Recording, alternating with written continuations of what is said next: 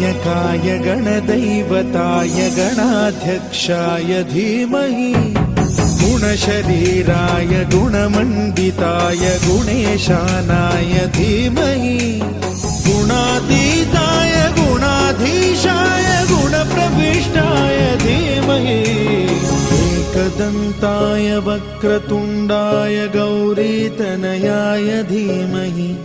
गजेशानाय भालचन्द्राय श्रीगणेशाय धीमहि एकदन्ताय वक्रतुण्डाय गौरीतनयाय धीमहि गजेशानाय भालचन्द्राय श्रीगणेशाय धीमहि गानचतुराय गानप्राणाय गानाने गानोत्सुकाय गानमत्ताय गानोत्सुकमनसे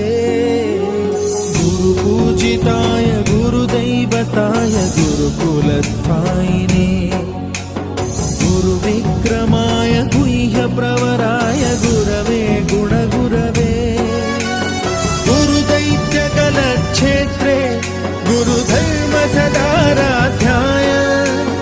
गुरुपुत्रपरित्रात्रे गुरुपाखण्डखण्डकाय गीतसाराय गीततत्त्वाय गीतगोत्राय धीमहि गूढगुल्फाय गन्धमत्ताय गोजयप्रदाय धीमहि